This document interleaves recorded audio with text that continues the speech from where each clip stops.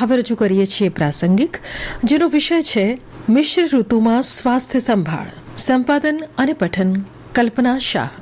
જ્યારે ઋતુ બદલાતી હોય એટલે કે શિયાળા પછી ઉનાળો, ઉનાળા પછી ચોમાસું કે ચોમાસા પછી શિયાળો થતો હોય તેવા ઋતુઓના સંધિકાળમાં શરદી, ખાંસી, તાવના કેસોમાં વધારો જોવા મળે છે. એટલું જ નહીં, ઘણા પ્રકારના વાયરલ ઇન્ફેક્શન પણ આ જ સમયગાળા દરમિયાન વધુ પ્રમાણમાં ફેલાતા જોવા મળે છે. જિલ્લામાં હાલે દિવસે ગરમી અને રાત્રે ઠંડક સાથે વિષમ ઋતુનો અનુભવ થઈ રહ્યો છે. ઋતુઓના સંધિકાળ દરમિયાન અમુક પ્રકારના ચેપગ્રસ્ત થવું એ સામાન્ય બાબત બની જાય છે, પરંતુ બદલાતી ઋતુ શું કામ માંદગીનું કારણ બને છે? બદલાતી ઋતુ વખતે વાયરલ ઇન્ફેક્શન થવાનો ખતરો શા માટે વધી જાય છે અને તેનાથી બચવા માટે શું કરવું જોઈએ? આ વિશે તબીબોનું કહેવું છે કે વાયરસની એવી પ્રકૃતિ હોય છે કે તે અમુક સમયે વધુ ફેલાતા હોય છે.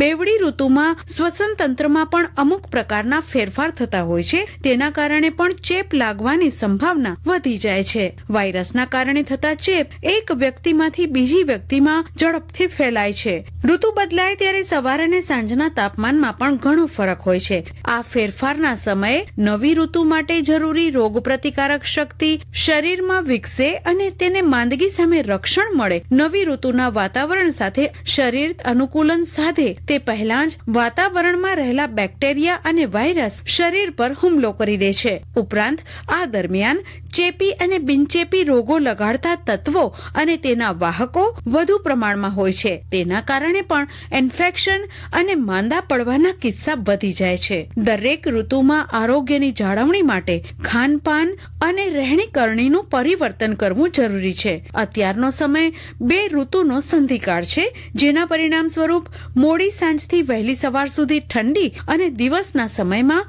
ગરમી અનુભવાતી હોય છે. આવા મિશ્ર વાતાવરણને કારણે શરીરના દોષો, વિશેષ કરીને કોપ થવાથી રોગ પ્રતિકારક શક્તિ ઘટે છે, જેના પરિણામે વારંવાર એલર્જી, એલર્જીક બ્રોન્કાઇટિસ, અસ્થમા અને ચેપી રોગો જેવા કે ફ્લૂ, સ્વાઇન ફ્લૂ, ડેન્ગ્યુ સહિતના શ્વસન માર્ગના રોગોનો ભોગ બનવું પડે છે. હવામાનમાં ફેરફારથી બાળકો અને વૃદ્ધો વધુ પ્રભાવિત થાય છે. નિષ્ણાતો કહે છે કે જ્યારે આપણા શરીરનું તાપમાન પર્યાવરણથી પ્રભાવિત થાય છે ત્યારે વાયરલ ઇન્ફેક્શન થવાનું જોખમ વધી જાય છે. બદલાતી મોસમમાં બાળકો, વૃદ્ધોની ખાસ કાળજી લેવી જરૂરી છે, જેમ કે નહાવા ધોવા અને પીવા માટે હૂંફાળા ગરમ પાણીનો ઉપયોગ કરવો. ત્વચા શુષ્ક થવાથી વિવિધ ઇન્ફેક્શન થઈ શકે છે, જે માટે લીમડાના પાન, ગરમાળાના પાન, કણજીના પાન, કેસુડાના ફૂલ વગેરેનો નહાવાના પાણી સાથે ઉપયોગ કરી શકાય. સવાર અને સાંજ હળદર મીઠાવાળા ગરમ પાણીથી કોગળા કરવા જોઈએ. દહીં, છાશ, આઈસ્ક્રીમ, શ્રીખંડ, બાસુંદી જેવી ઠંડી, ગળપણ અને ચીકાશવાળી વસ્તુઓ ન ખાવી જોઈએ. રોગો સામે રક્ષણ મળી શકે તે માટે કેટલાક આયુર્વેદિક ઉપાયો પણ સૂચવ્યા છે, જે મુજબ તુલસીના પાનના 2 ચમચી રસમાં 2 મરીનો પાવડર નાખી સવાર સાંજ લેવું. હળદર આશરે 3 ગ્રામ ઘીમાં શેકીને મધ સાથે ચાટણ બનાવીને ઉપયોગ કરવો.